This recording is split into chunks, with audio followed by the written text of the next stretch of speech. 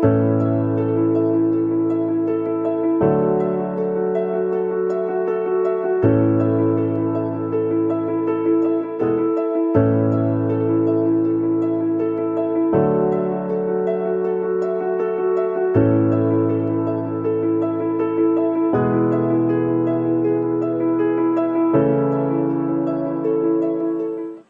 to the international webinar of Association with University of California, Los Angeles, US, Edith Cowan University, Australia, and Digital Humanities Alliance for Research and Teaching Innovations, India. At the outset, I am happy to inform you all that our Evening Degree College is celebrating its Golden Jubilee year. On behalf of our college, we congratulate all the stakeholders. I now request Sunil sir to play a small video of our college. Sunil sir. A great journey begins with a small step. Proving this statement true, it all began in 1930 when two women educational enthusiasts took up a noble initiative. In the erstwhile posh locality of Seshadripuram, Srimati Anandamma and Srimati Seethamma started a primary school with 20 children. Now, Seshadripuram Educational Trust under its umbrella has 36 institutions. It all began with the educational visionary Sri K.M. Nanjappa, the then President of Seshadripuram Educational Trust. In 1971, which has been a landmark in the history of education for the working students by starting Seshadripuram Evening College. Our college started with the primary objective of imparting formal education to the quality and needy. The college is affiliated to the Bengaluru Central University. Being in the heart of the city, it has an easy reach and connectivity. Its premises comprise of spacious building with good canteen, computerized library, business lab, browsing center, Wi-Fi facility, sports club, thus well equipped for all academic, sports, co-curricular like NSS, NCC, YRC, etc. and extracurricular activities throughout the year. The college organizes orientation program for freshers and guest lecturers to equip them. As most of us are working in the morning and studying in an evening degree college, it is very facilitative for us to excel in our jobs. Even though we are studying in an evening degree college, we are being provided many state level and national level opportunities to express our talents. Also, many cultural activities are being conducted. SEDC is engaged in various cultural activities throughout the year. There are numerous committees in the college that perform variedly on their behalf and have a lasting effect on the college, students as well as outsiders. Our evening degree college believes in the vision to ignite the minds of every student to identify and develop their inner strength, with the mission to promote holistic development of students by offering quality education and making them self-reliant and progressive. Our college NCC cadets will visit every academic year in Officers Training Academy Chennai and INS Kadamba Naval Base at Karwar. It will motivate our college NCC cadets to join Indian Armed Forces.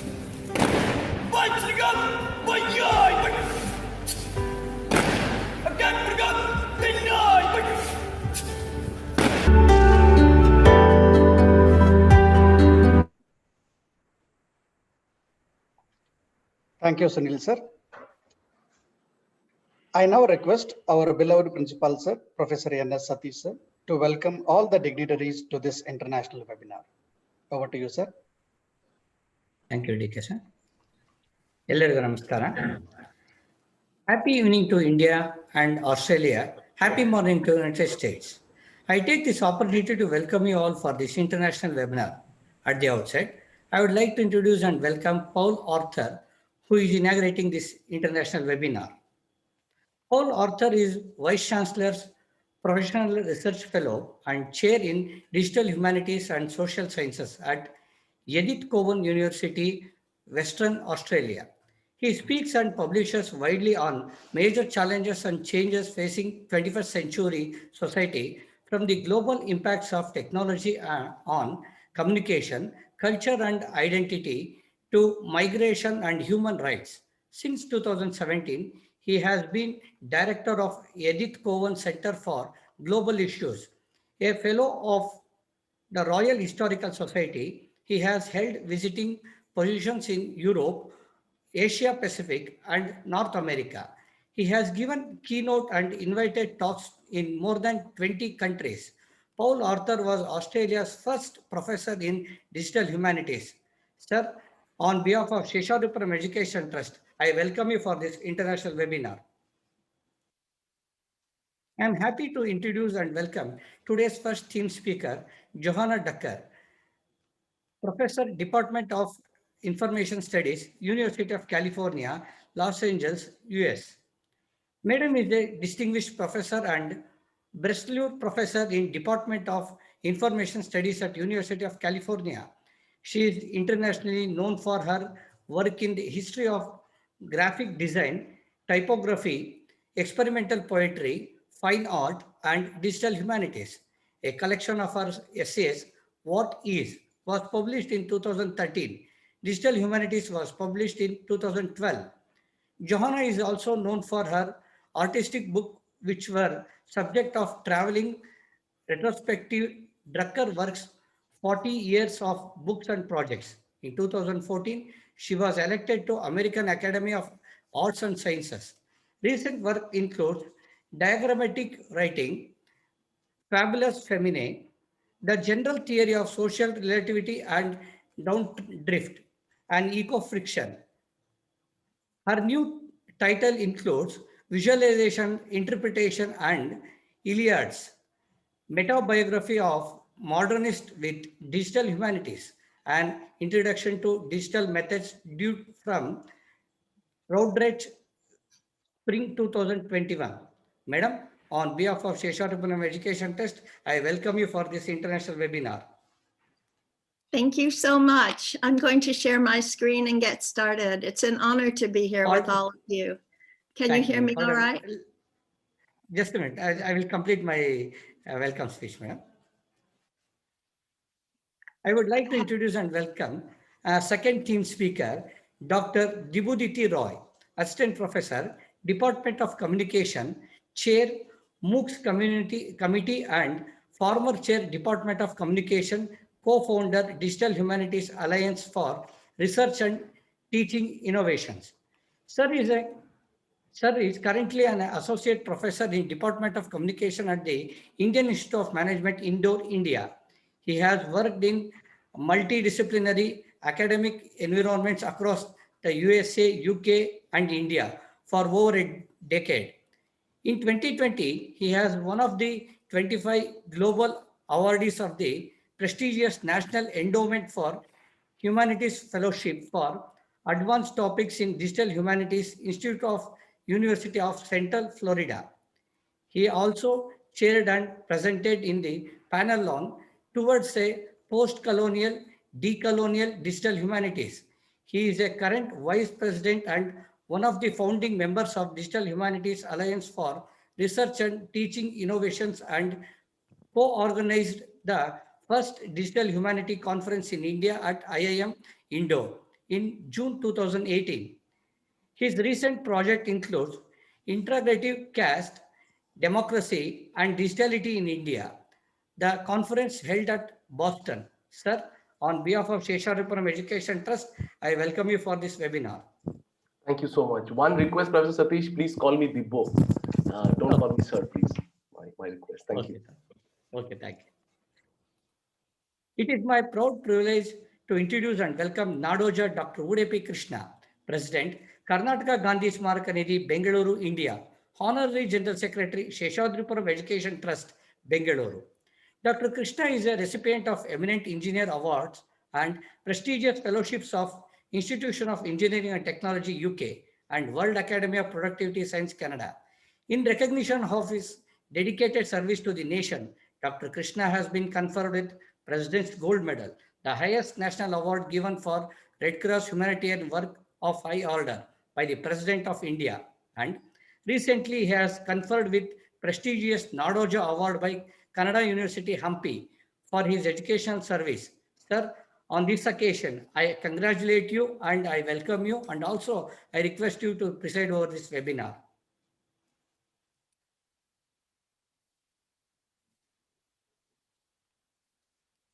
I welcome all the office bearers and trustees of Seshadripuram Education Trust and all the principals of our sister institution, other heads of institution, conveners, volunteers and participants who are registered across the globe. Now, I welcome Darappa Konnur, Program Coordinator, and Sunil Kumar Ji, Coordinator IQAC. And finally, I welcome our own teaching and administrative faculties to this webinar.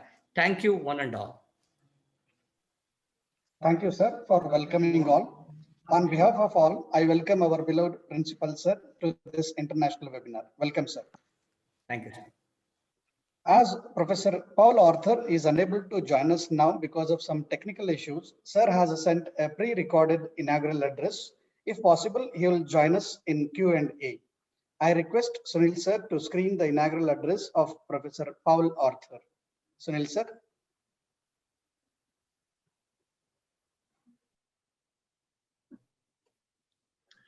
I'm very honored to have the opportunity to present this talk as part of the international webinar on Digital Humanities Session 2 in association with the University of California at Los Angeles, where I understand that Professor Drucker will be speaking on the topic of digital humanities past and present.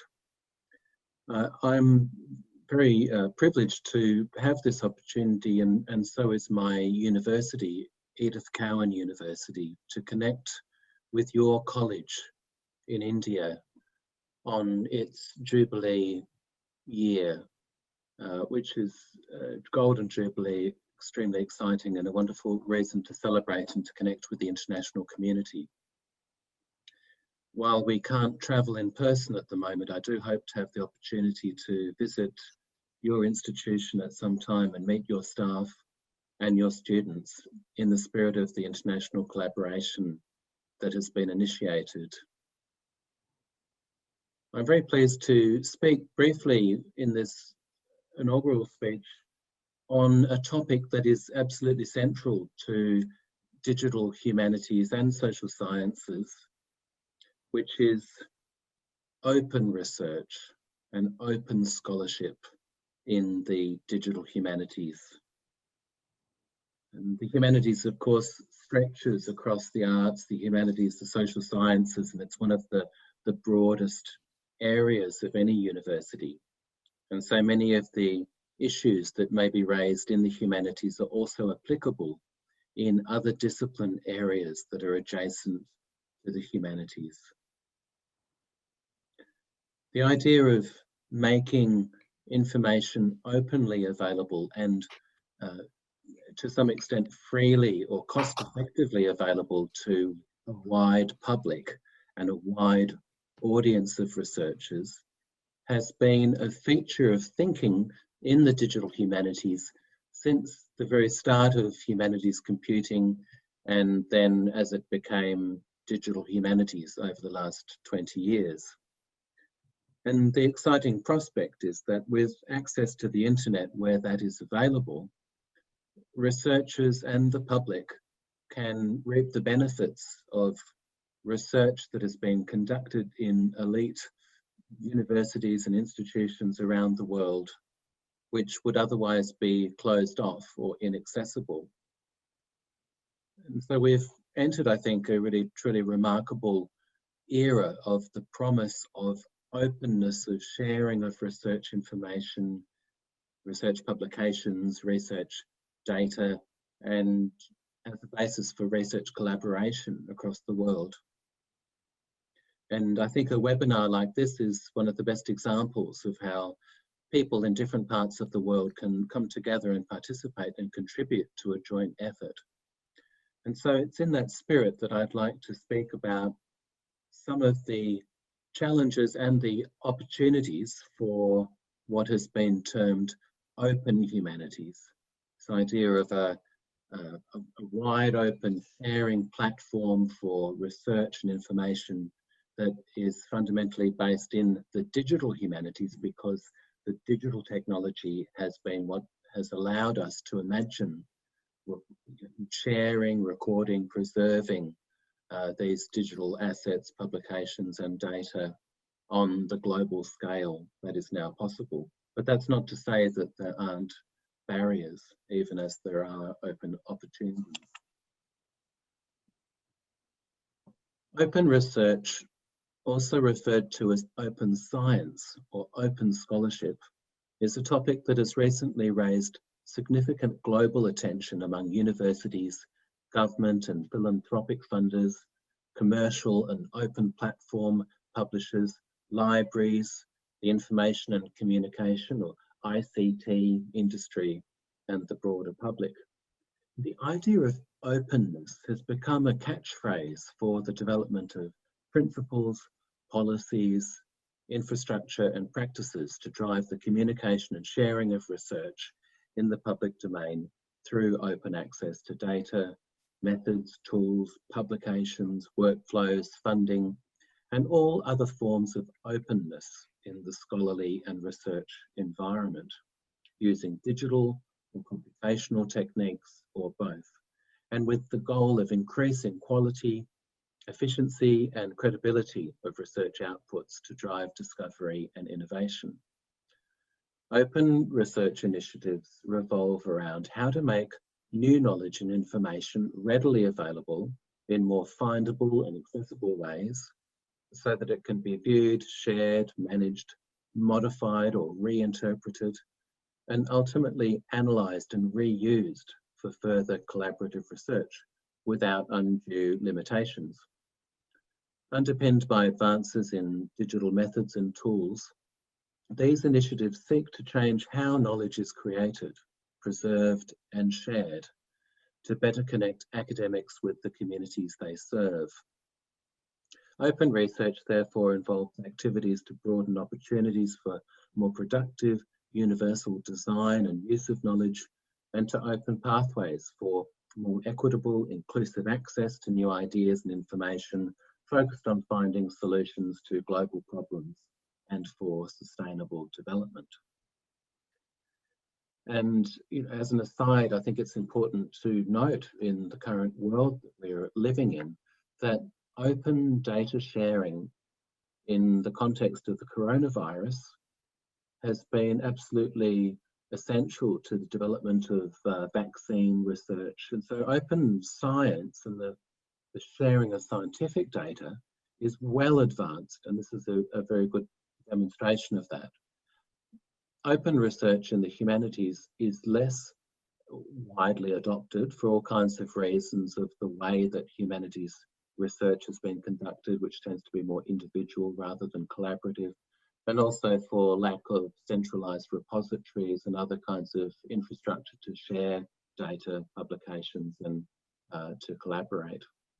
So these are all those kind of background context to this discussion about open scholarship in the humanities. So despite the clear potential benefits of open research enabled by the internet and the digital era, significant institutional, systemic, technological and financial barriers have limited its use. Internationally, universities and research institutes are increasingly hard-pressed to sustain open access to platforms and repositories because it comes at a cost. Yet this has raised concerns around intellectual property infringement and copyright laws, resulting in numerous international agreements, but with many still varying from country to country. And I think if we looked at India, Australia, the US, just to take some of the participants in this conversation, then we'd find very different laws, which is the barrier.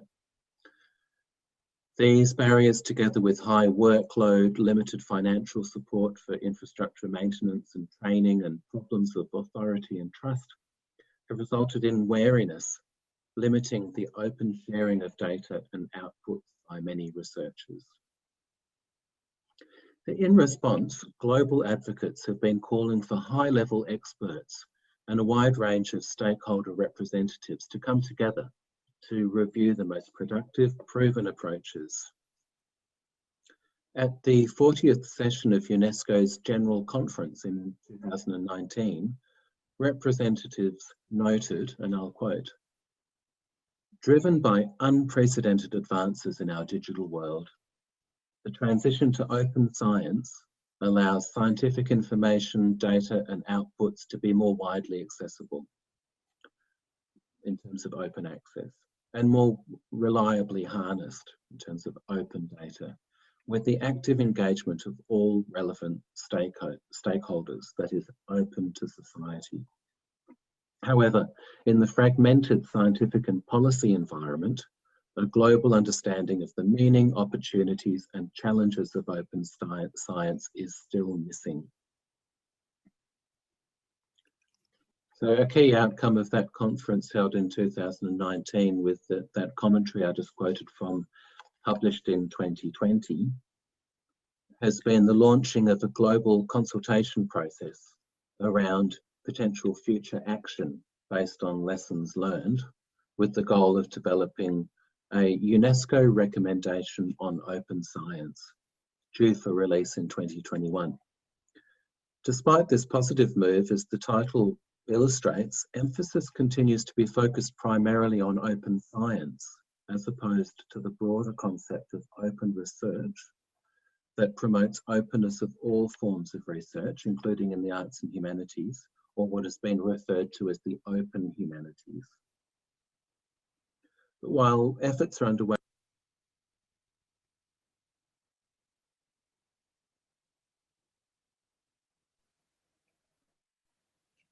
Thank you, sir. May I now request Johanna Drucker, Professor, Department of Information Studies, University of California, Los Angeles, US, to enlighten us on the theme, Digital Humanities, Past and Present, Ongoing Challenges for Humanistic Approaches. Over to you, madam. Thank you so much. And again, I'm honored to be here and so happy to be part of this conversation. I appreciate the comments of my colleague, Paul Arthur. They were very useful as a framework, and I look forward to our question and answer discussion afterwards.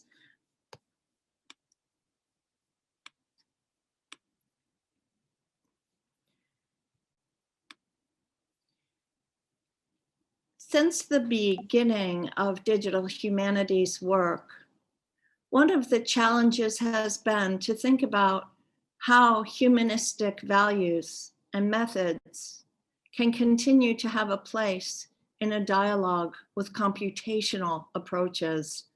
And this has been true for, many decades. I joined the digital humanities community around 1999 when I moved to the University of Virginia, where these conversations were ongoing. But there was already a long precedent for this work, and it was fully established by 1999. We have to remember that the internet as the World Wide Web only really became available in around 1994, 1995. But much work that had to do with the intersection of computation and humanistic materials had been in place before that. So what I'm going to do in my remarks is to begin with a little bit of an overview of various origin stories about digital humanities. Not so much just to tell those tales, but to think about the theoretical and critical implications of some unfinished business that arises from those points of origin. And then I'm going to talk briefly about implementation and what occurred as the upswelling of engagement with digital materials began to really create the environment that Paul Arthur is referencing now, in which an incredible inventory of materials has been digitized and offered for analysis and use in abstract ways and processing ways, as well as in facsimiles and digital repositories. And then I'll touch very briefly on questions of sustainability and diversity before I end to make time for questions. So that's the roadmap for what I'm going to talk about. Let me begin then with some origin stories, and thinking back, looking forward is the framework within which I'll be speaking. I want to start, as I said, with origin stories and think about the implications of some of the critical and theoretical unfinished business. and look forward to where we might be going ahead. So here are the origin stories. So one of the ways in which we think about this initial encounter of computation and the humanities is in the ways in which computation requires explicitness. The discrete nature of numerical data is in many ways antithetical to the fundamental nature of humanistic experience and humanistic materials. So translating a text, an experience, an artistic or aesthetic work into explicit representation requires considerable remediation and decisions at every point. And this continues to be true. So we know that digital and computational techniques grew out of bureaucratic techniques. The desire on the part of Mr. Hollerith to automate the census process is one of the transition moments when digital techniques become really large scale in dealing with human affairs. It's not necessarily humanistic materials, but human values are subject to these regimes and disciplines of the computational. That continued to be true. And again, we can look backwards. This is where the precedents have long histories within what we might call the bureaucratic management of human beings, or what in the 18th and 19th century was referred to as political arithmetic, in which the statistical management of human experience becomes subject to these kinds of explicit representations. And representation is going to be a sub-theme I talk about as my remarks go forward in the next few minutes, because we have to process phenomena into some kind of format that can be represented to a computational processing apparatus if we are going to work in that environment. Of course, another of the great origin stories is that of Father Roberto Busa, pictured here on the right, with a machine from IBM. And we know that Busa was working to produce a concordance of the work of Thomas Aquinas, and working with the concept of presentia, or presence, very complex concept within Aquinas's work. And Busa had tens of thousands of index cards on which he had marked every passage in which this concept occurred in Aquinas's writings. And when he met Thomas Watson of IBM, Watson said, we could automate this. And I put here in the background the figure of Origen, one of the early humanistic editors of Old Testament texts, to think about the length of this incredible intellectual tradition, the tradition of engagement with sacred texts, classical texts, canonical texts, and the careful work of editing, and how that becomes part of the origin of digital humanities. Now, other aspects of digital humanities belong more properly to the problems of reproduction and circulation of knowledge. And again, Paul Arthur just touched on this. How do we make knowledge available and open, but also how do we make it verifiable and authentic? And this is an increasing issue within all areas of knowledge production, the sciences, public health issues, politics, and even the humanities. So the question of reproduction of materials is one that has been raised by my colleague Lisa Gittleman, who cites Robert Binkley's methods of reproducing research materials from the 1930s as another foundational piece within the history of digital humanities. What are the platforms for the production, reproduction, authentication, and circulation of knowledge?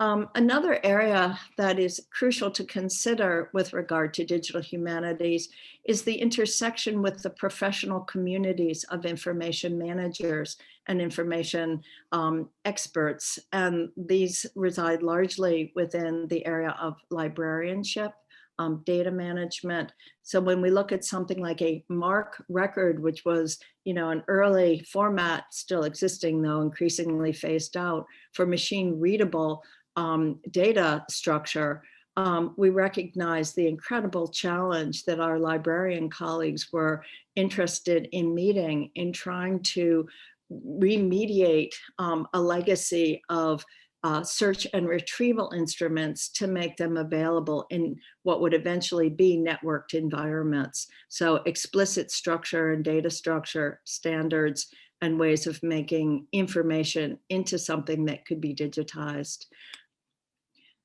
Another area that contributes to digital humanities is the tradition of critical media studies.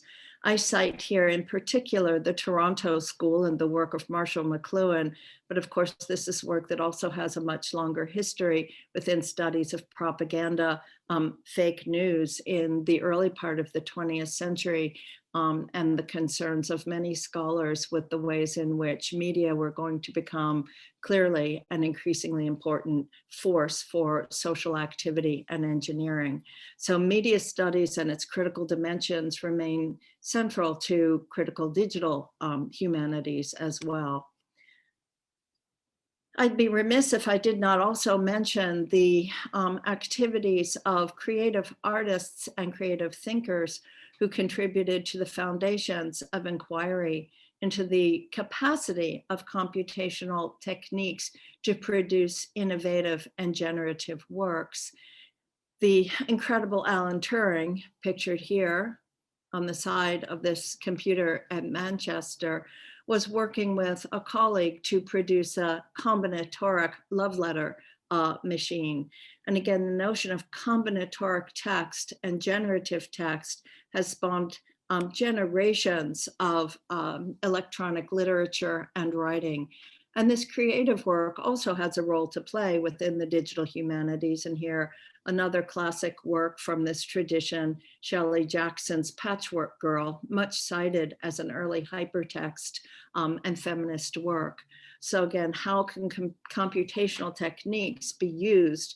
It almost feels counterintuitive in the service of creative work. Artists, visual artists, also experimented with these techniques. And here you see the work of George Nees, one of the figures who worked at the Bell Labs, in thinking also about not just combination, but permutation and generative aesthetics, to quote Max Benza, the figure from whom that phrase derives. So again, how do we use computational techniques, not only for analysis and statistical work, but also for generative and creative work? And this work in this area resulted in several crucial exhibitions, notably the information exhibit at the Museum of Modern Art in New York in 1970, now half a century ago, which is sort of hard to believe, but true. Again, at that point, taking stock of that work seemed possible. There was enough of it by 1970 to think, what is this intersection about?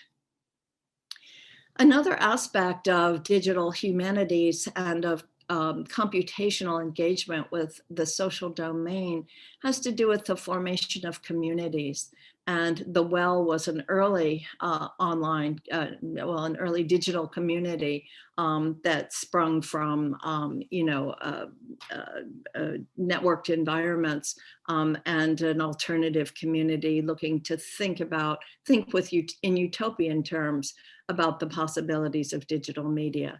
So communities continue to be an important part of digital humanistic work. So you can see from that just very quick sketch how many different kinds of interventions and dialogues have taken place as computational methods have been in dialogue with the humanities. And again, much unfinished business there in the best sense, which is what are the potentials and possibilities for work ahead?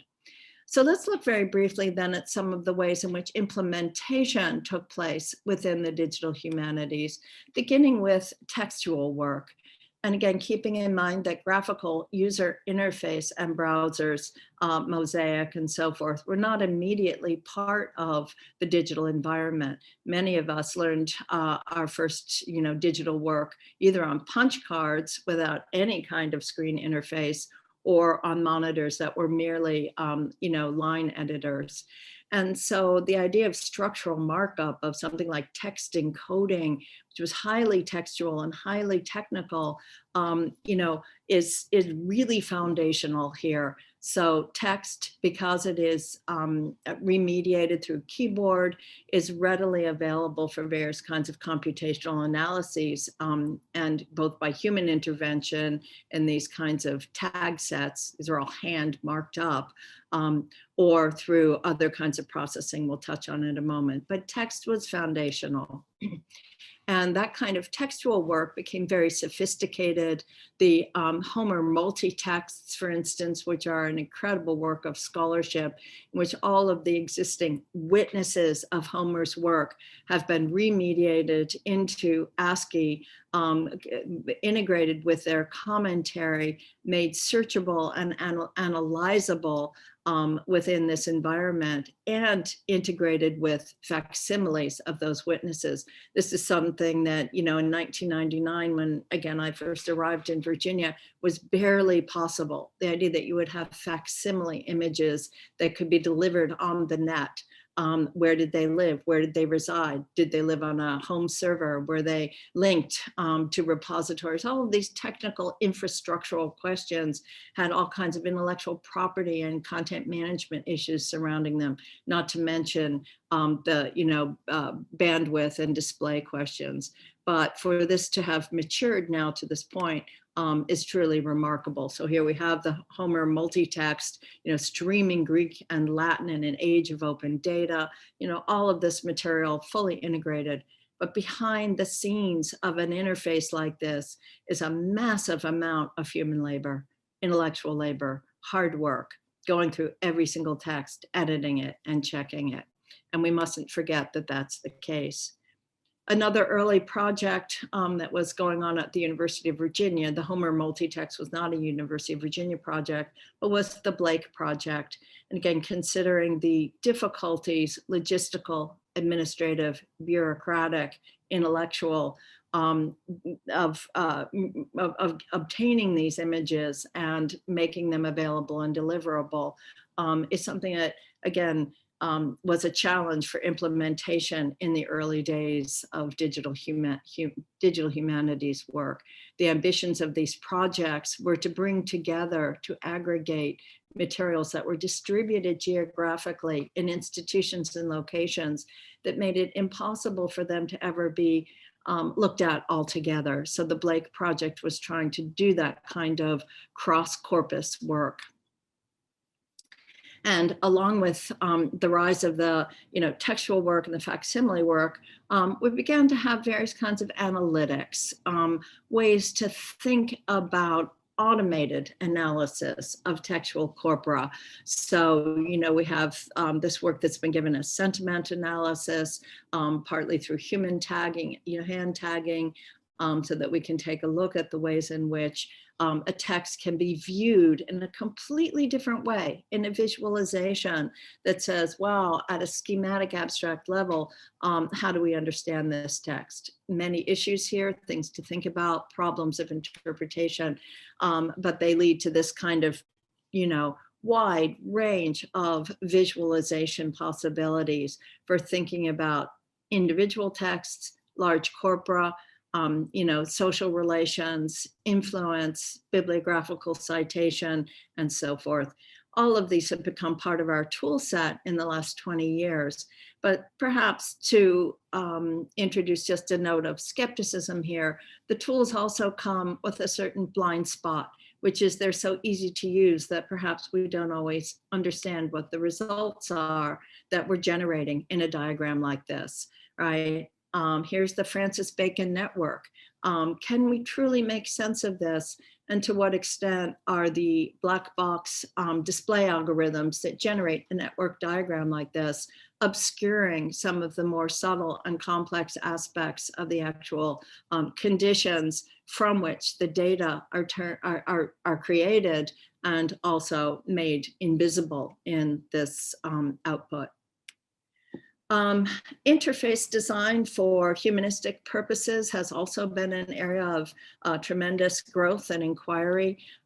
This is a work by Ben Fry, an incredible project in which he looked at the 6 different editions of the Origin of the Species by Charles Darwin, and in his interface marked conspicuously by chunking the text into a legible display, where every transformation and edit occurred in each successive edition. And it makes you ask, what happened here in chapter 7 in the 2nd edition, or I think it's the 2nd edition? Why this huge change? Why this huge intervention? So again, these are tools for inquiry as well as for analysis. This in its live form is interactive. You can click any place in this display and go to that site in this corpus of materials. So again, incredible custom designed interface for humanistic inquiry.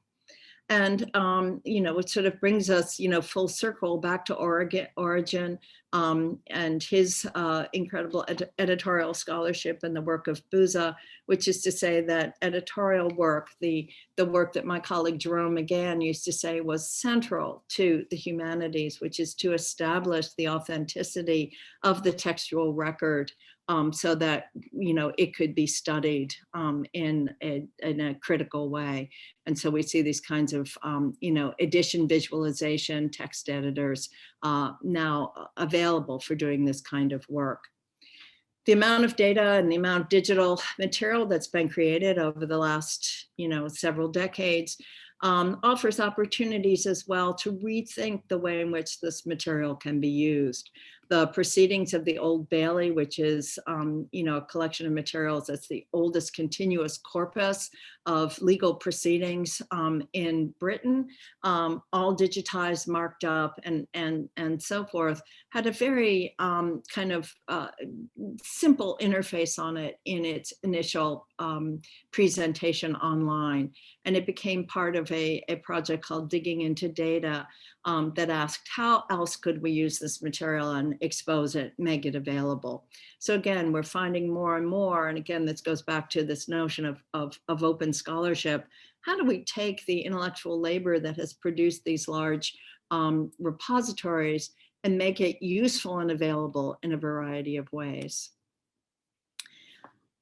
Not only text, but images have become subject to this kind of large corpus analysis. And here I gesture, and only gesture because it's such sophisticated work, to the work of Lev Manovich with cultural analytics. Here we see a suite of manga cartoons in one of the projects that he did some years ago, which was to ask, can we automatically assess various features in manga to look at stylistic distinctions author by author and changes over time. And he came up with a way to automate that feature search. So here we have over 1 million pages in the manga universe sorted according to features so that inquiries about stylistic and thematic, and structural narrative issues can be posed and asked. Virtual reality modeling, 3D modeling, increasingly, part of the digital humanist toolset. This is the work by Lisa Snyder to rebuild the Chicago Columbian Exposition, and based on, she's an architectural historian, based on existing evidence, redoing every one of these structures in VR. So this has all been hand built based on evidence. What's the evidence available? And she built a tool to allow the actual source materials from which she was drawing to be introduced into the environment as well. So here's good scholarship. It allows people to see the primary source material as well as the interpretation that's being made of it. And augmented reality, these projects to take the historical archive and make them available as a way to see the current world, to overlay historical perception, representation, and understanding on the world we currently inhabit. So this is an example of that kind of work that makes humanistic research available for a wide public and for different kinds of use. And the last in these implementation cases is this. This is a project of the University of Southern California. It's called Inscriptifact. It's a network database of ancient Near Eastern inscriptions, but it also involved creating a quite sophisticated digital apparatus that Bruce Zuckerman, Marion Lundberg, and their team created in order to take materials from antiquity that were damaged almost beyond legibility, and by using computational imaging techniques of various kinds that would each extract different features to be able to make a digital representation that rendered the artifact legible.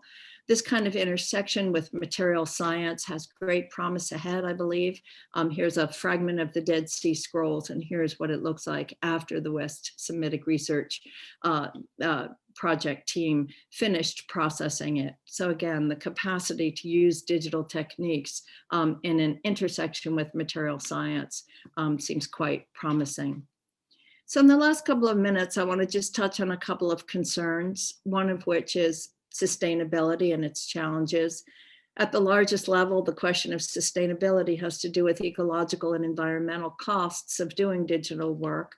That's and also first and third world and global north and global south inequities that need to be brought into consideration.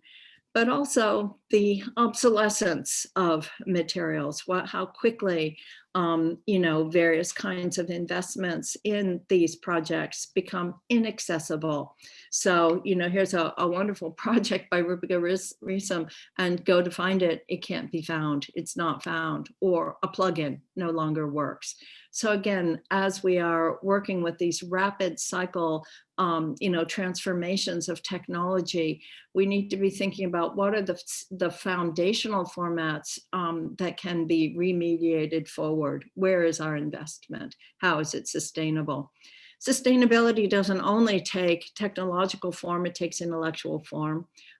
We have ideas about what's significant or matters at a particular moment in cultural time, and that may pass out of favor. Is it still so very important to know stylistically whether we can tell if a text was authored by a particular historical figure or not? Yes, but are there other issues that become more pressing? So sustainability of intellectual concepts is also an issue for the digital humanities. Linked open data, one of the kind of utopian projects of the recent past, depends also on a tremendous amount of resources, but also agreed upon standards. And all standards have, again, a politics attached to them.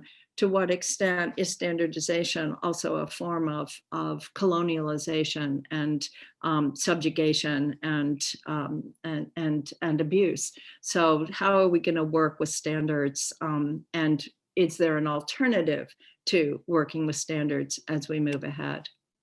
So the goals that an organization like UNESCO has for integrating knowledge across the globe, making cultural legacy materials available in an integrated environment, face many challenges. But as we have created an enormous repository of digital assets, the questions of how we can make those available in ways that do not do violence to the communities from which these come, respect cultural legacies and individual communities' rights to self-determination about their own materials, but also make humanistic values part of the way in which we engage. These things remain challenges. And they remain challenges as humanists engage with activist activity, using their skills and intellectual talents as well. There's another project by Rupika Risam Torn Apart, that documents the ways in which the policies of the early years of the Trump era divided immigrant families, again, with brutal violence and terrible results. So again, putting one's energies at the service of these kinds of projects. This is a project by Matthew Delmont, the idea of bringing marginal communities and work that had been overlooked to a great extent by institutional repositories back into view so that it can be researched, understood, and given voice. It's another aspect of humanistic work that has an activist scholarly agenda to it. And platforms specific to the work of such, sort of recovery is ongoing, are being built. The Real Face of White Australia is a fascinating project about the immigrant communities in Australia. And of course, the Mukirtu platform, which was built to serve Indigenous communities who wanted to, exercise control over access to their own history and legacy. And I'll finish then just with 2 or 3 remarks about my own work, visualization and interpretation. In sum, then, if I go through everything I've been saying, Digital Humanities has become a well-established set of standards and practices. We work very closely with our library and professional colleagues in the production of repositories, archives, tools, techniques, analysis and access and search and delivery. So all of these things have become well-established infrastructure.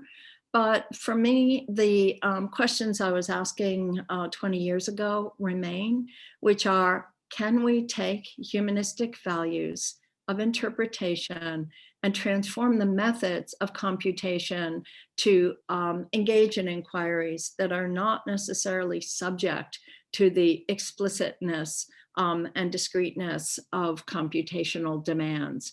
So that, and then to ask, what are those interpretive methods? How do they work? So temporal modeling, which I began with Bethany Novisky, 20 years ago at Virginia, it's a still ongoing project. This is some screenshots of the early phases of this, but it's moved into, here's a historical artifact, it's moved into a project here at UCLA called Heterochronologies, and we're interested in looking at materials like this, a chart on the course of time from eternity to eternity. These are not standard timelines, they're symbolic timelines. They're imbued with a great deal of cultural value and information.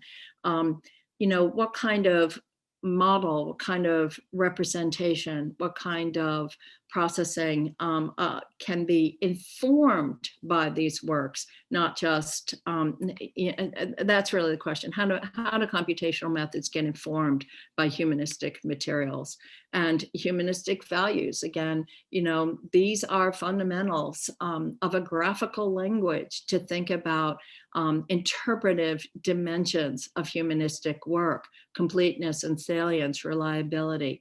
How do we create standards for encoding those kinds of methods and points of view?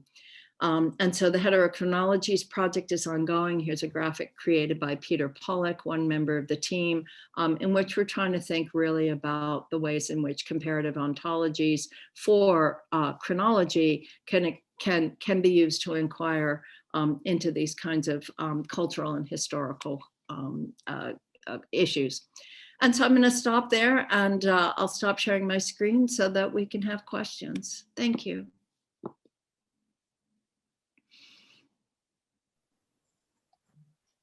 Thank you very much, Madam, for the insightful theme address. Now I would request Dr.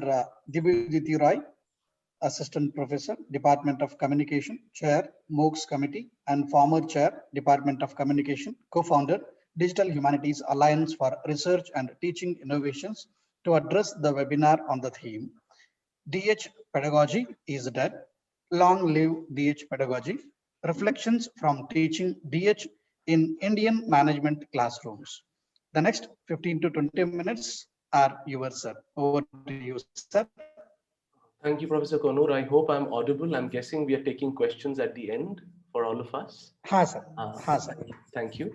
So I'm going to share screen and let me know if this is audible, visible to all of you.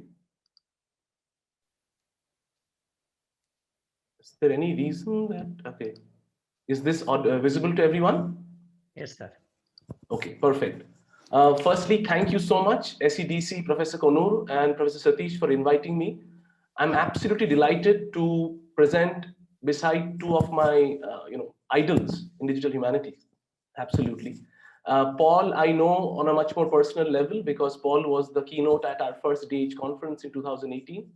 And Professor Drucker's work has been absolutely instrumental in understanding digital humanities for me. In fact, I love that Paul mentioned open data and open access because Professor Drucker's sort of primer on introduction to digital humanities published in 2013, I believe, from UCLA, has been one of the texts that I use quite often in my classrooms as well as in our discussions.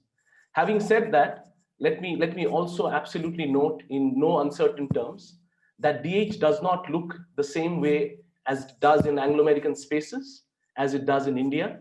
So my logic of saying DH pedagogy is dead, long live DH pedagogy, is part of that attempt to talk about DH pedagogy as well as DH in a non-Anglo-American context and in a context that is extremely Indian and very specific and very granular. While session one had many of my colleagues from DHARTI, which is the organization we co-founded, come and speak, today's talk for me is going to be much more granular, talking about DH pedagogy. If I had to broadly divide into two halves, it would be about the context for digitality in this country, as well as what DH pedagogy can mean at institutions like management institutions, as well as technical institutions, where digital humanities is making a huge sort of breakthrough. So I just want to start by acknowledging the existence of a large number of digital humanities projects in this country. And these are just the ones that I could put on one screen. It's not representative of everything that's existed in DH. But there are two projects that I would like to talk about. One of them is Project Madurai, which started actually in 1998. And as Professor Drucker correctly mentioned, just after access to the web or the World Wide Web, once Tim Berners-Lee writes that wonderful HTML access codes for us at CERN, and once ASCII becomes encodable in HTML and gets transferred, these things become available to us. So Project Madurai starts with TASCII, which is Tamil Script Information Exchange. And then I mentioned Project Madurai and I mentioned Vichitra, which is in 2013, which is an online variorum of Tagore, which is started by this Jadavpur University, a very well-known university in West Bengal. And I mentioned these two projects because these are two projects at two ends of the DH spectrum in India in terms of DH research or DH projects per se, because Project Madurai started as a loose collective of voluntary individuals involved in creating a digitized version of ancient Tamil classic texts, while Vichitra started out on the 150th anniversary of Tagore and was a far more institutional privileged project, which actually made a new language called Probhet to allow for a search and sort function of Tagore's works.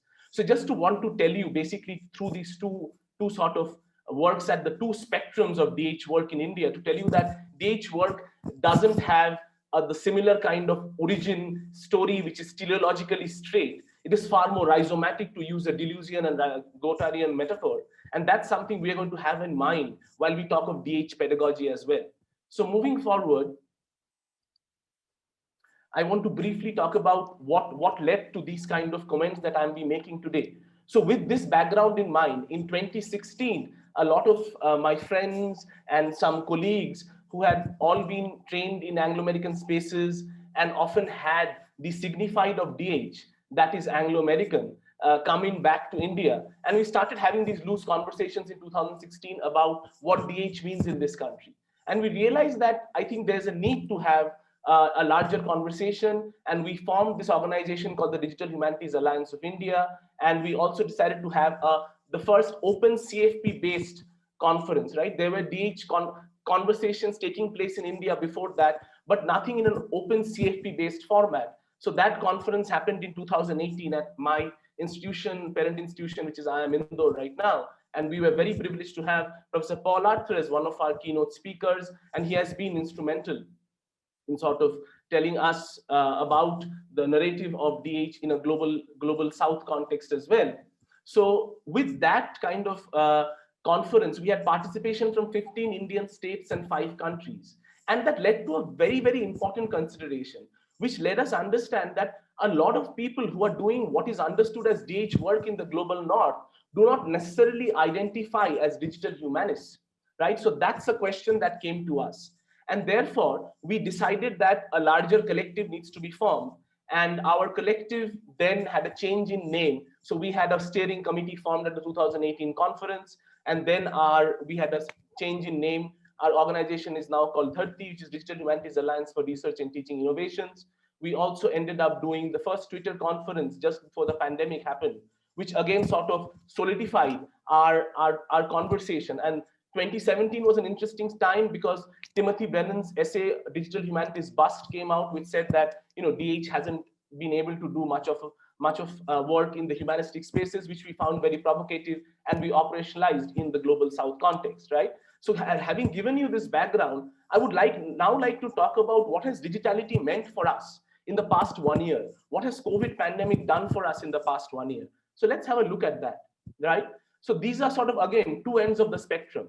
On one hand, you have this particular report from June 2020, where you can see that with no computer or smartphone, a 16-year-old student commits suicide after failing to attend online classes. And on the same hand, you have Google, which is employing e-classroom tools in 1 lakh Maharashtra homes for free. So again, there's this huge disparity, which we must acknowledge before we understand digitality in this context, right? So what's happening? Are there equitable, accessible platforms for accessing education in the online space? Well, the answer is yes.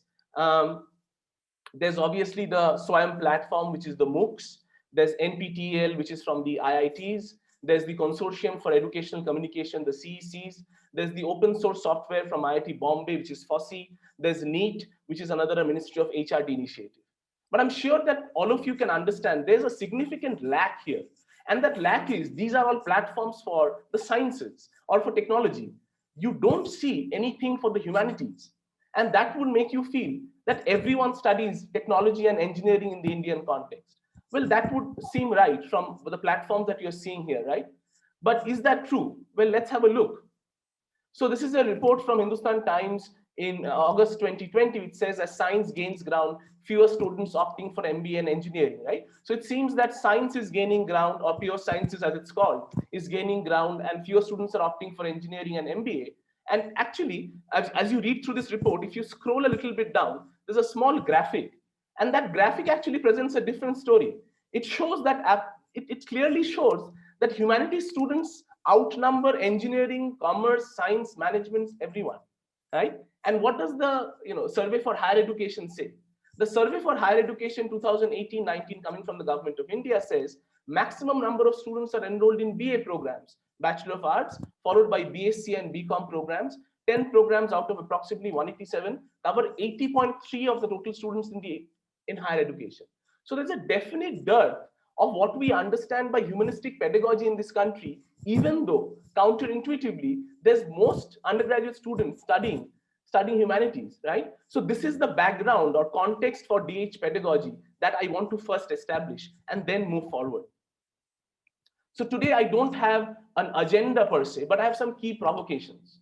My provocations, of course, there's this Game of Thrones meme that I've put up, which is one does not simply move a course online. But I'm also going to talk about these three things broadly: the context for digitality in India, the case for DH pedagogy as humanities pedagogy, which I see as interchangeable in the current space. I talk about media studies core DH and DH core media studies, and I'm so glad that Professor Drucker mentioned the sort of interchange between media studies and digital humanities, which I'm going to acknowledge today. And then I'm going to talk about my understanding of DH pedagogy from the management classroom and what it means for DH pedagogy overall in a global South space. All right. So what's the context for digitality in India? Digitality in India, which I define as the realization of digital platforms and online affordances within specific relational contexts. And please sort of understand my emphasis is on the relational context here, is absolutely crucial to understand any form of DH research or DH pedagogy.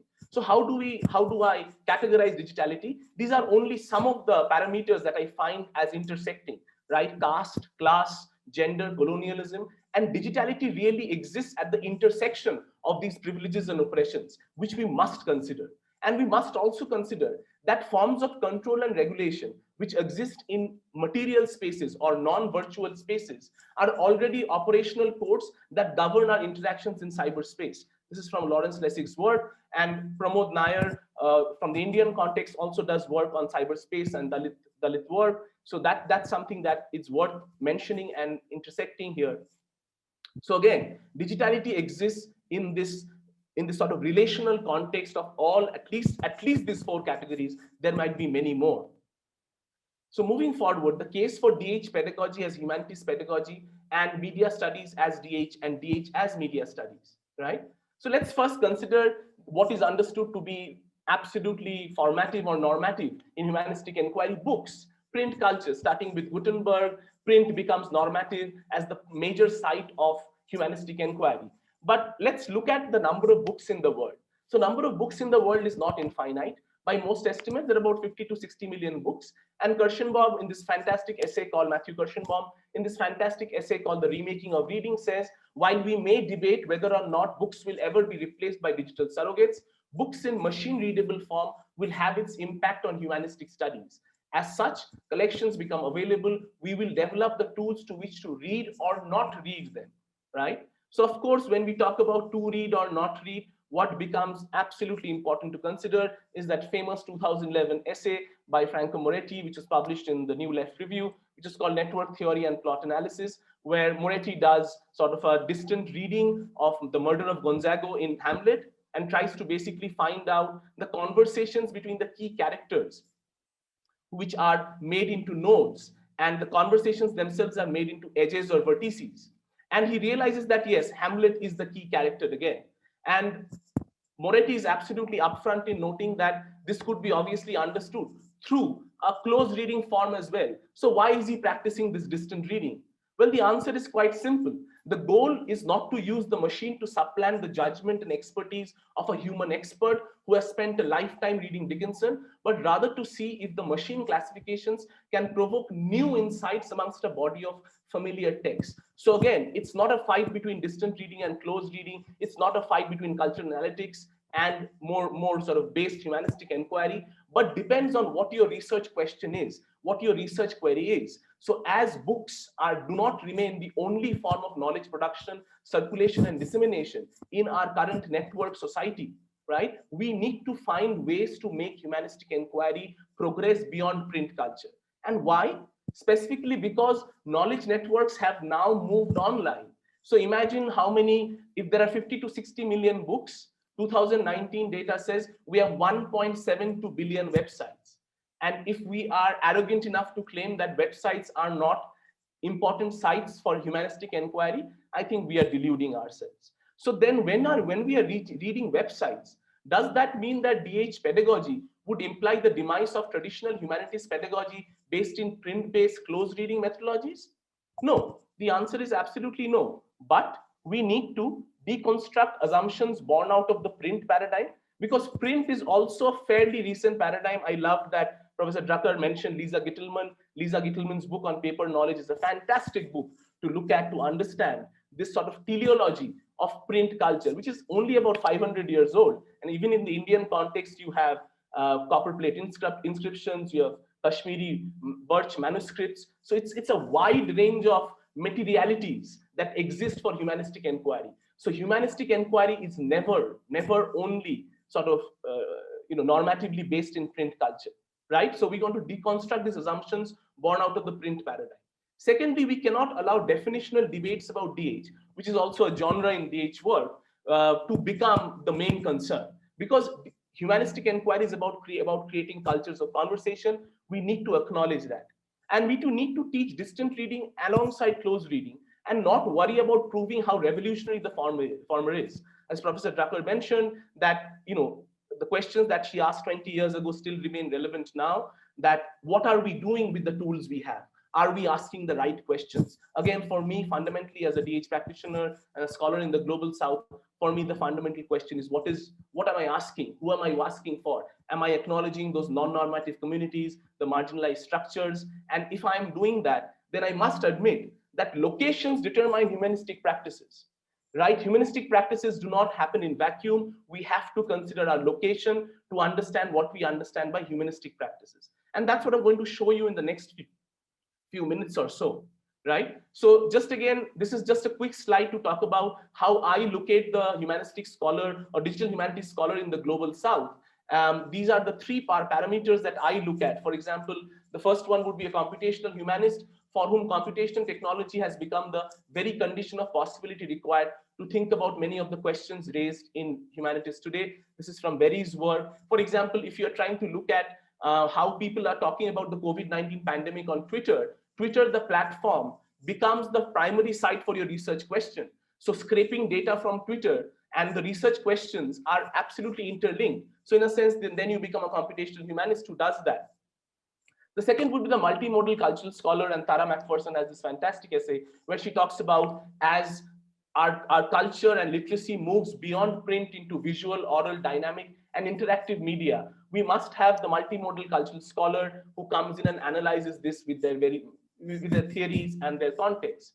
And lastly, but not definitely in the least, would be the digital archivist. And here I'm looking at Kate Thiemer's work, who says that the digital archivist is one who purposefully selects online groupings of digital copies of non-digital original materials located in different physical repositories or collections, right? Now, let's understand why there's a circle connecting all three of them. That's because none of these scholars, these researchers exist in silos. You might have someone who's creating an archive of tweets and then making a visualization of that, and a multimodal cultural scholar who comes and looks at that sort of visualization. So all of them exist in conversation with each other.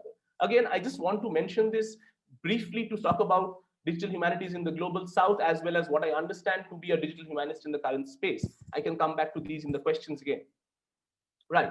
So coming back to my experiences of teaching DH, right? I'm a media studies and cultural studies scholar. So I teach at a management institution. And there we don't have a humanistic framework. So media studies becomes my way of sort of introducing DH pedagogy into the classroom. So I teach a course on DH and I teach a course on media studies. And in fact, the conversation between media studies and DH started as early as 2009 when Tara McPherson brings out this special issue of Cinema Journal called Digital Scholarship and Pedagogy. And it's very interesting to see how pedagogy remains central to her understanding of DH and digital scholarship, even very early on. And then there's a lacune, right? There's nothing happening in this conversation. Not a lot of people are talking about media studies and DH in similar contexts till about 2018, which is a couple of years ago, when Gentry Sayers comes out with this edited collection called Routledge Companion to Media Studies and Digital Humanities. And he makes a wonderful commentary on why this lack of dialogue exists. He says that in DH, studies of texts are from the 1800s or earlier are quite common for numerous reasons. These texts are readily available in electronic form. Now, this readily available obviously has context, readily available in the Anglo-American context, not true for the Indian context maybe. But in media studies, research tends to move from the 1800s forward and also focus on non-textual forms such as sounds, images, videos, and games. And obviously, Lev Manovich's work on culture and analytics becomes central to understanding these kind of conversations. But what's important to understand is this conversation has existed for a while. So again, I'll talk a little bit about my granular experience, which I'm going to use to talk about some generalities in this case, right? So I have a final research project that I hand to my students, and I teach both undergrad and postgrad. So undergrad is quite uncommon in management schools in the Indian context, but my institution, I was privileged to teach an integrated program of undergrads who came just after high school, and there is a 5-year integrated program in liberal arts with a management degree. So I had this opportunity of teaching them media studies during that time. And one of the courses that I gave them as the final research project, so I have 2 research projects here. I've given you an example of what the prompt is usually. So I asked them to curate, and there are themes based every year. So the first year I gave them a theme, the fundamental rights guaranteed by the Indian Constitution. And as you can see, the main aim is the collection and curation of resources related to a common theme or attribute.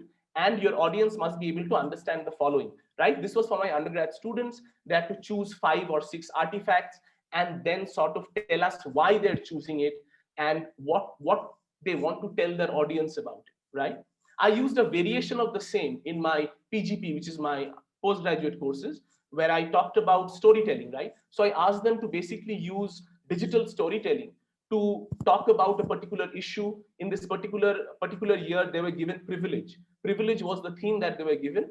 And as you can see from my theme here, stories can affect, influence change, influence opinion, create awareness. In combining the analog world of stories with the digital world of cartography, this project requires you and your group to become digital storytellers through creating story maps. So I asked them to use story maps to create this sort of digital storytelling narratives, right? And I'll show you the results in a little while. And this year, a few months ago, this was the project that I gave again to my undergrad class. I used the COVID-19 pandemic because, why wouldn't I? You cannot escape it.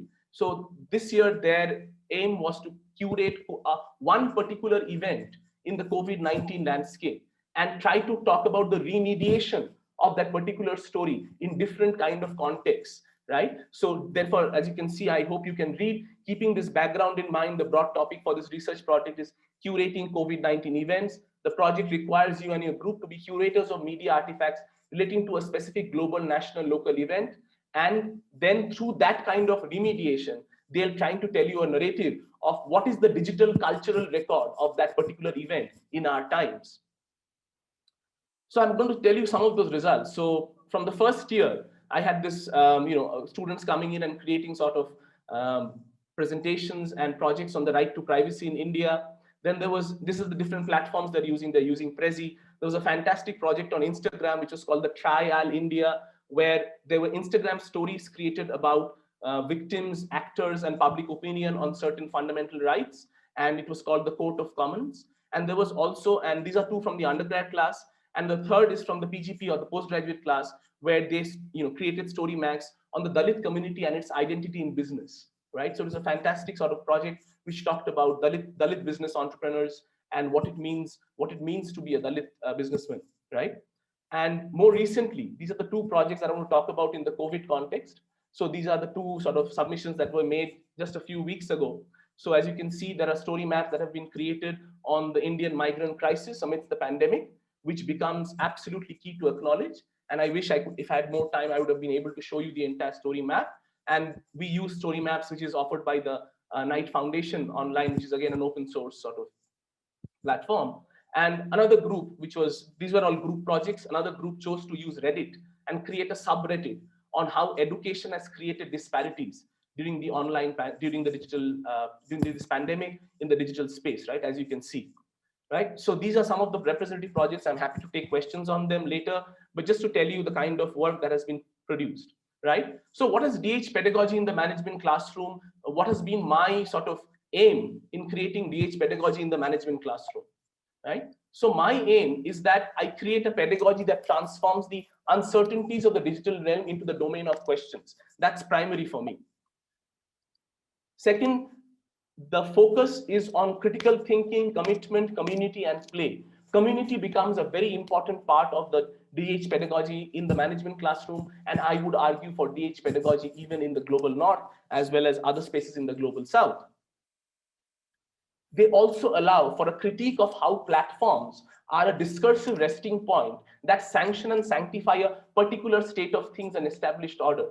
For example, using these platforms, students are able to recognize the problems with these platforms, right? So Prezi has certain problems, Instagram has certain problems, which they are also able to recognize that, remediating the migrant crisis in India, which was the biggest crisis that faced our country during the pandemic, with so many people dying, with so much disparity being shown up front, they also realize that you cannot really remediate every part of that experience, that subaltern experience, into the digital sphere. And that's very important to understand. The politics of platforms, and Tarleton Gillespie has a fantastic essay on this, which I would highly recommend. It also allows you to look at mapping as interpretation, right? So cartography is a very colonial concept, but let's sort of reclaim cartography as a form of interpretive methodology for the global south. There are 2 sort of articles or papers which I would love to acknowledge here. It's very important to acknowledge, which is the Lisa Spiro's fantastic article, which says, "This is why we fight, defining the values of digital humanities," which I love as a manifesto. And while that is from an Anglo-American space, it has enormous repercussions for the global South. And the next one would be a colleague and a friend, P.P. Sneha from the Center for Internet and Society, who does this fantastic mapping of DH in India in 2016, which is available as a white paper online. So I would recommend all of you who are interested in DH to have a look at this, right? So moving forward, where are educational institutions located? What should be the pedagogy for a rhizomatic DH in India? So firstly, we have educational institutions being located within this structure of governmental institutional funding, intersectional privileges of upper class, upper caste men, women. So we have to keep those intersectional privileges in mind, and the technological affordances, what is available to us. And we also have to acknowledge our relationship with the GLAM sector, galleries, libraries, archives, museums, and that's where rhizomatic DH pedagogy exists, which leads us to acknowledging what the overall context is, which is the neoliberal economic order and a post-COVID world, which sort of determines the social imaginary of the humanities in the global South. Humanities in India is based in a very colonial imaginary where humanities was being used to create babus for the colonial overlords. You cannot ever forget that. That social imaginary of the humanities remains. Good students study the sciences and technology, and not so good students go for the humanities. That's the imaginary. So that imaginary has to be fought against, right? So what does that lead to us? And the last couple of minutes, the path forward, right? So the path forward for me is to sort of talk about how important is it for Indian humanities researchers, pedagogues, and practitioners to self-identify as digital humanists, to participate and contribute in global DH. And here I would like to acknowledge Melissa Terrace's essay, right? Peering into the DH tent, which comes again from Stephen Ramsey's essay, right? DH Big Tent, right? So Melissa Terrace says, like, people who are peering into the big tent, are they not digital humanists? So I'll take that one step further and say, what if you don't even know there's a big tent? What if you don't know there's a big tent of digital humanities? Does that not mean you are doing DH work? I would argue you are, right? So, or can Indian digital humanities with its specificities and limitations, such as the technological divide, lack of a linguistic unifier, and unequal educational structures, develop a new theory and decolonize praxis for global DH? And my good friend Rupika Risam also does wonderful work on this. I had a chat with Rupika a few weeks ago where we were discussing this idea of decolonized praxis, which must be based in local context, right? So again, that means we have to acknowledge the ontology of institutions, infrastructures, and interstices required for a decolonized episteme of DH. And finally, this kind of battle between hacking and yakking, right? Who makes and who theorizes, that exists in the global North context. Can that exist in a provocative dialectical tension in the global South? My answer would be yes, and I have an example for that. So this is a story that some of you might know. This is Dr. Sugato Mitro, who in 1999 became famous for an experiment called Hole in the Wall. So what Dr. Sugato Mitro did was his office was in the Kalkaji slum area of New Delhi. So what he did one day was he went and installed a computer in a little hole in the wall in the Kalkaji slum area. And the general understanding is if it's a slum, then the computer is going to be broken and taken away from the wall. People are going to sell it off. But when he came back 7 days later, he found not only had the kids started playing and working with the technology on these computers, they had in fact developed their own vocabulary, right? So this is the code. Interestingly, they described the computer in their own terms, often coining words to indicate what they saw on the screen. For instance, the children's word for the hourglass symbol that appears when a program is thinking was Damru, the name of a small wooden drum shaped like an hourglass. That is a symbol of the Hindu god Shiva. The mouse cursor was called Sui, a Hindi word for needle, or Tir, which means arrow, right? So this kind of an experience makes me think that hacking and yakking can exist in a provocative dialectical tension. And more importantly, we do not need to ape or uncritically map the vocabulary of Anglo-American DH or the sort of technological affordances or technological understanding of Anglo-American technological affordances. So both hack and yak can have a global north signified, right?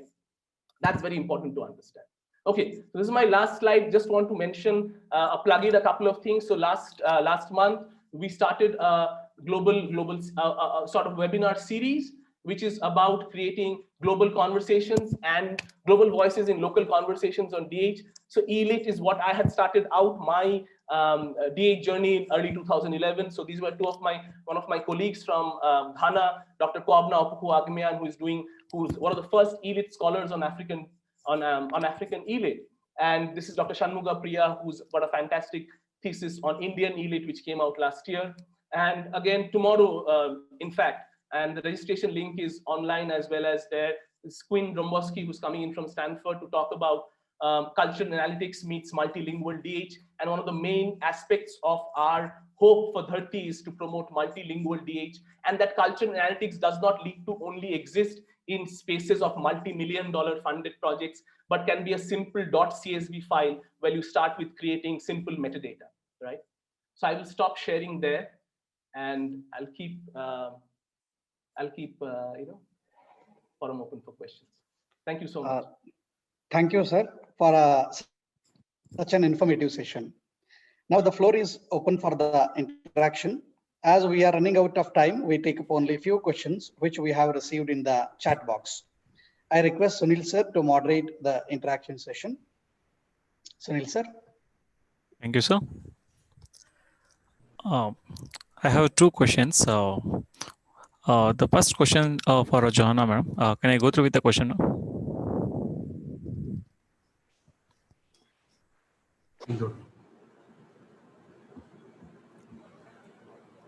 Can I go through with the question now? Yeah. Yeah. Ma'am, the question is, when you were explaining about the algorithm and algorithm in one of your slide, one of the participants want to know that they feel that today the AI improved to the highest level in the digital world, which is making us to think the way they want to think us, in the sense they are influencing us a lot through the technology, and it is restricting us to open up for the world that what we are. So the digital, do you think the digital world is influencing us to be the way they want rather than to express ourselves? It's restricting a lot. So what is your view on that? Well, I have many views on this matter, and I actually, the book I wrote on the general theory of social relativity, which is a kind of speculative critical work, really makes the point that mechanistic sociological approaches to media studies, I think, are inadequate for dealing with the extent to which human beings are themselves a medium. And so I think our understanding of the impact of the scale of mediated communication is still in very early stages. Like my colleague, I have a strong, sort of affinity for media studies. I created an entire program at the University of Virginia in media studies at the undergrad level at the same time that we're working with digital humanities.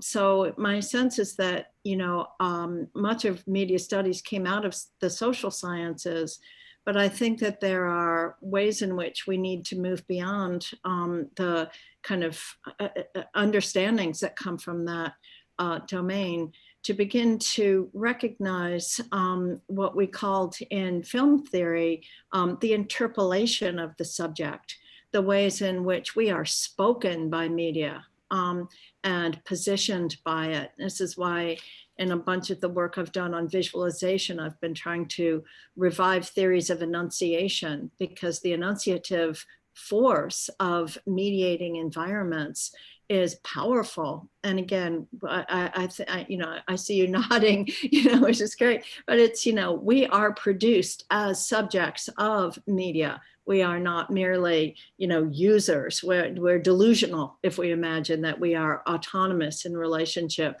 to the social and cultural forces in these domains. What are your thoughts? You're nodding away. I want to hear your thoughts. No, Professor Drucker, I completely agree. And I'm thinking of Kittler here when he talked about media determine our situation, right? So I remember your interview with Simonoski, which I think was the 2016 where you talked of aesthetics, art or aesthetics, if I am not mistaken. And absolutely, I think if we go back to that very old sort of adage, the medium is the message. I think when humanity itself becomes the medium, we have to talk about what kinds of messages are we portraying? What are social media influencers doing online when they ask you to share your anxieties about the pandemic? Who's owning that data? Where is that data going to? Right? So if you're fighting about WhatsApp and Signal in the current space, you need to also talk about what kind of photographs you share on Instagram, because Instagram is also owned by Facebook. You need to talk about the kind of surveillance capitalism that Shoshana Zuboff talks about, right? So yeah, absolutely, Professor Drucker, and I'm a big fan of that program you did at Virginia, right? And I'm so glad that, media studies and DH, this conversation, I somehow think it hasn't been acknowledged to the context that it needs to be. And especially in the global South space, I think it can allow us to introduce DH pedagogy into the classroom.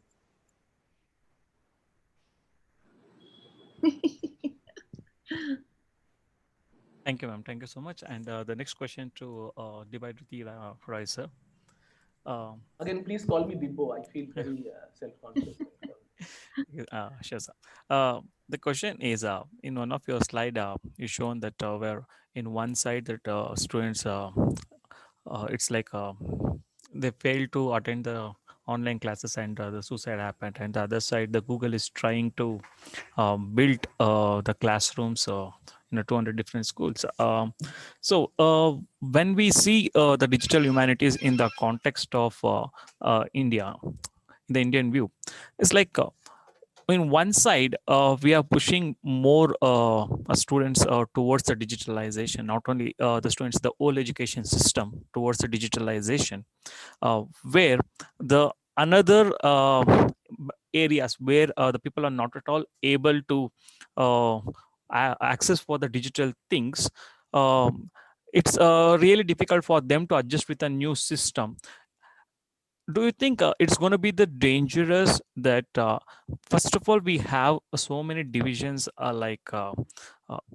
it's like in education system that who is good at something and who is not good at something? In this kind of situation, when we push more towards the digitalization where the people that don't have access itself, again there will be an one more divisions will happen in that particular community, which may which may push them a little bit down than what they are now. So, or if that is the thing, what is the possible way to bring us a common platform? Because it's really difficult to address with a common platform in India. If that is the case, how to deal with these divisions again? Absolutely. Thank you for that question. That's an absolutely important question because firstly, I teach on Zoom every day. Teaching on Zoom is not digital pedagogy, right? Let's admit that. Let's admit that digital pedagogy and online classes are not similar things. Digital pedagogy is a combination of asynchronous and synchronous. So in the particular context, the question has been asked, I completely agree with you. With this absolute disparity in synchronous access that exists in my country, you cannot make online classes where students have to attend classes live the only metric of education. Completely agreed. Now the question arises, what can we do next? The pandemic caught us unawares, right? The pandemic caught us unaware. We don't have infrastructures that allow for asynchronous education. Most institutions in this country do not have LMSs or learning management systems. Moodle, Blackboard, Canvas, all of these are new concepts to us. But while the pandemic has been extremely sort of problematic and ravaged populations, it's also allowed us to learn. The learning part is we need to invest.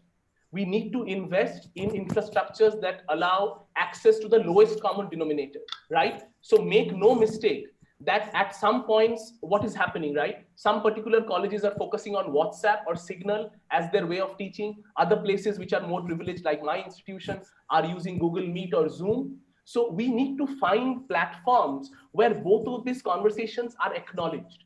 So I completely agree with you, but I believe the pandemic is a teaching moment. It's a pedagogical moment for a teacher because it allows us to learn that you cannot equate pedagogy across class, context, gender, intersectionalities. So yes. Thank you so much.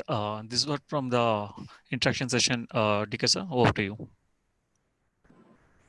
I thank all the speakers for answering the questions of the participants. A small announcement. before the presidential remarks. We send the feedback form link now in the chat box as well as to your registered mail ID, which will be active for next 48 hours. Kindly fill the same and send back for e-certificate. The e-certificate will reach you from 7 to 10 days. Very shortly, we'll meet in one more international webinar of our evening degree college, that is on 19th this month. The topic is Anti-Caste Politics and Environmental Justice, Chapter 5, in association with Anti-Racist Research and Policy Center, American University, Washington, D.C., USA, and Ashoka University, Haryana, India. I now request Nadoja, Dr. Uday P. Krishna, President, Karnataka Gandhi Smaraka Nidhi, Bengaluru, India, Honorary General Secretary, Seshadripuram Education Trust, Bengaluru, India, to render the presidential remarks. Over to you, sir. Good evening, all of you. Let me at the outset congratulate the principal and staff of Seshadripuram Evening Degree College for having organized such a meaningful webinar on digital humanities. And I'm very happy that we had very eminent speakers from Australia, United States, and India speaking on this most important subject. I am happy that there were more than 462 registrations, but then nearly about 200 have come on board, and we have participants from over 6 countries. And Seshadripuram Evening Degree College has completed 50 years of its service in the cause of education, and as a milestone, they have been organizing this year, the entire year, they have planned about 50 international webinars, and this is the 27th in the series. And as Shri Dibyadyuti Roy said, pandemic has given us newer opportunities. It has helped us connect worldwide. You see, it has helped people come closer in terms of technology. And Professor Paul Arthur, in his inaugural address, spoke of humanities, as encompassing social sciences and the arts.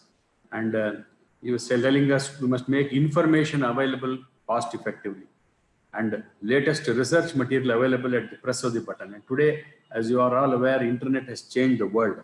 So digital technologies have helped information and communication technologies, library science, etc., all these areas to grow. And we must help new knowledge and information available for further research. And then the most important thing that he raised was of obsolescence of knowledge. So no knowledge should become obsolete. And the rate of obsolescence should be reduced as much as possible. And in that context, digital humanities should help all of us. And he touched upon various important issues like the IPRs and copyright laws, the infrastructure issues, and appealed to all the stakeholders to come together to make available the latest and the new knowledge to all. And Professor Johanna from California, she gave us an overview of the digital humanities, thinking back, looking forward, and she spoke about the computer, right from, she traced the, what is called the digital humanities from the computational techniques, from punching card to the present day computers. And then the importance of reproduction and circulation of knowledge, and the importance of collaboration with information managers and library science experts. And she also touched upon the implementation of digital humanities, its challenges, and enabling the final user to browse with ease. And we are very fortunate to have Dr. Debuditi Roy, and he also spoke extensively on the digitality in India, the context, and touched upon the media studies that happened here. And really, we did not have these insights, particularly in India. And digitality in India encompasses caste, class, gender, colonialism, and all these aspects, are an eye-opener to all of us. He spoke of, the print-based archivist to digital archivist, the management of media literacy, and mapping digital humanities, saying that, there is a need for digital humanists and the role of hacking and yakking, which is bothering all of us. And he also threw enough light about DHARTI, the organization, which is also one of the co-organizers in organizing this particular webinar. And the recent webinar it had on e-literature on digital humanities. I'm also happy that a lot of questions were raised about digital humanities, particularly does it make humanities studies mechanistic and not allow freedom to think in the way we were doing before. And both Professor Johanna and Dibyadyuti have beautifully answered those questions to the participants. And I'm very happy that the whole discourse has been very, very meaningful and engaging. And I once again congratulate all the participants, particularly from the experts from across the globe who have made this program a very meaningful one. I once again congratulate the principal and the staff members who have all taken trouble in organizing this event. Thank you very much. Thank you, sir, for rendering the presidential remarks. I now request Harsha R, Assistant Professor, SCDC, to render vote of thanks. I, Harsha R, Assistant Professor, Department of Commerce, Seshadripuram Union Degree College.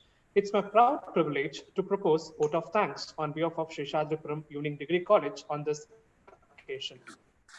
At the outset, I thank University of California, Los Angeles, US, Edith Cowan University, Perth, Australia, Digital Humanities, Alliance for Research and Teaching Innovations, India, for associating with us to conduct this international webinar. I would like to express our sincere gratitude to Professor Paul Arthur, Professor of Digital Humanities and Director of Center for Humanities Research, Edith Cowan University, Perth, Australia, for rendering an inaugural address. Thank you, sir.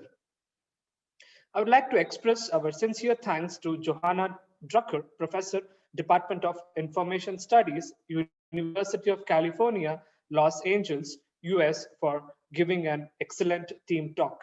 Thank you, madam. I would like to express our sincere gratitude to Dr. Debuditi Roy, Assistant Professor, Department of Communication, Chair, MOOCs Committee, and former Chair, Department of Communication, co-founder, Digital Humanities Alliance for Research and Teaching Innovations, for giving an excellent theme talk. Thank you, sir. I express our sincere thanks to Nadoja, Dr. Urepi Krishna, sir, President, Karnataka Gandhi Smaraka Nadi, Bengaluru, India, Honorary General Secretary, Seshadripuram Educational Trust, Bengaluru, for rendering the presidential remarks. Thank you, sir. My special thanks to our beloved, young and energetic principal, Professor N.S. Satish, sir, who is a robust of our Seshadripuram Union Degree College. Thank you, sir. I would like to thank Dr.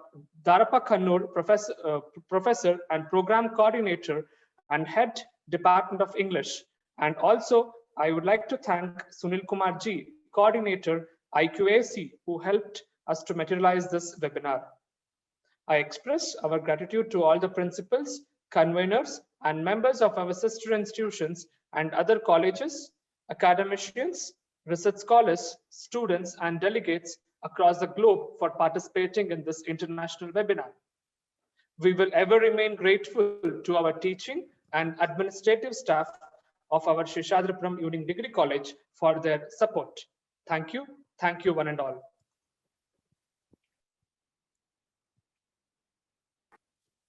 Thank you, Roy, sir. Thank you very much. Thank you, Johanna, madam. Thank you very much. Thank you. Once again, Krishna, sir. Thank you, Harsha, sir.